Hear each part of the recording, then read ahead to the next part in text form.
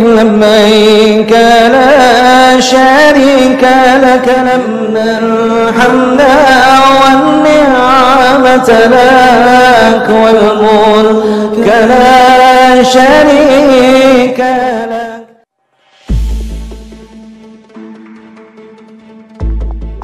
Kementerian Agama bekerja sama dengan peneliti Universitas Indonesia untuk menyusun rencana pelayanan jamaah haji lansia tahun 2023. Pada tahun ini, lebih dari 64.000 jamaah haji lansia akan diberangkatkan ke Tanah Suci dalam penyelenggaraan haji 2023.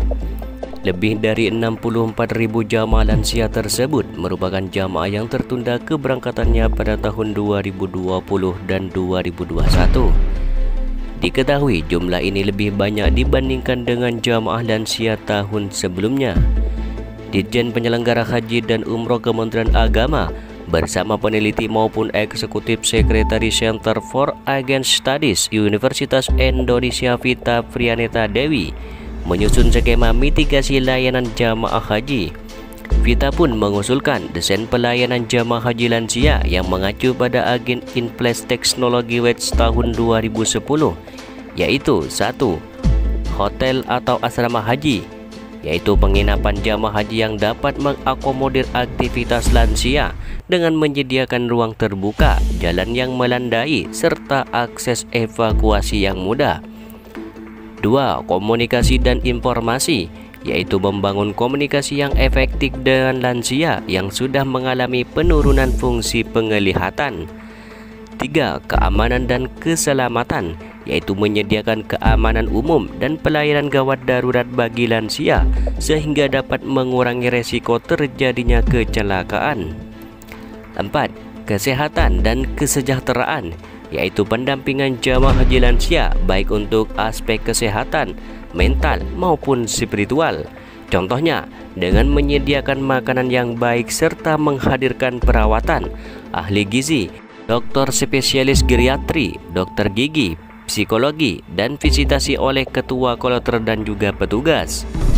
5. Fasilitas dan program pelibatan jamaah haji, yaitu membangun kedekatan dengan menghadirkan program yang melibatkan jamaah haji lansia secara langsung. 6. Transportasi, yaitu menyediakan aksesibilitas yang ramah lansia pada sarana transportasi beserta fasilitas di dalamnya. Selain itu, Vita mengungkapkan bahwa layanan jamaah haji lansia ini dapat juga mengacu pada buku Global AG Friendly yang diterbitkan oleh WHO pada tahun 2007. Untuk merumuskan layanan ramah jamaah haji lansia, kami mengacu pada buku yang kami anggap masih sangat relevan untuk digunakan saat ini. Di dalamnya dibahas secara mendalam bagaimana seharusnya kita memperlakukan lansia dan membangun hubungan yang baik dengan mereka, kata Vita yang dikutip dari laman Kementerian Agama. Adapun konsep layanan jamaah yang ramah lansia ini dapat dianalogikan dengan sebuah kota yang ramah usia. Kota yang ramah usia ini diartikan sebagai sebuah kota atau kawasan yang mengakomodir semua fasilitas dan juga layanan untuk dapat diakses dan melibatkan berbagai kebutuhan serta kapasitas lanjut usia, imbuh peneliti Universitas Indonesia itu. Jamaah haji lansia yang akan berangkat mencapai 30% dari jumlah totalnya. Sekretaris Dirjen Panitia Haji Umroh Ahmad Abdullah mengatakan bahwa jamaah haji lansia yang diberangkatkan mencapai 30% dari total kuota di Indonesia. Dalam situasi dan kondisi pasca pandemi ini, terdapat akumulasi jamaah haji lansia yang pada tahun ini sudah waktunya untuk berangkat. Jadi ini adalah bagian dari pelayanan masyarakat yang harus menjadi perhatian kita agar permasalahan-permasalahan terkait layanan ini bisa segera kita tuntaskan, kata Ahmad pada tanggal 15 Maret 2023. Sebelumnya diketahui Kementerian Agama mengajukan penambahan layanan imigrasi fast track untuk jamaah haji Indonesia di pemerintah Arab Saudi. Menteri Agama Yakut Khalil Kaumas mengajukan penambahan layanan fast track di kota lain. Kita sampaikan permohonan juga ke Menteri Haji Saudi untuk membuka fast track selain di Jakarta, ujar Menteri Agama Yakut Khalil Kaumas melalui keterangan tertulisnya pada Rabu 15 Maret 2023. Saat ini layanan fast track baru dioperasikan di Bandara Soekarno-Hatta.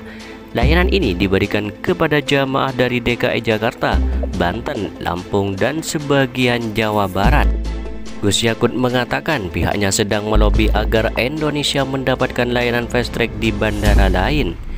Meski pemerintah Arab Saudi menerapkan kebijakan hanya ada satu layanan fast track, yaitu di Jakarta. Saat ini kebijakan Saudi bahwa satu negara hanya ada satu fast track. Kita akan coba mencari jalan lain. Setidak-tidaknya selain di Jakarta bisa juga di Solo, ucap Gus Yakut. Layanan fast track ini sudah dimulai sejak tahun 2018 dulu. Melalui layanan fast track, proses imigrasi jamaah haji Indonesia dilakukan sejak di Bandara Indonesia, sehingga para jamaah tidak perlu diperiksa paspor dan visanya lagi saat tiba di Arab Saudi nanti.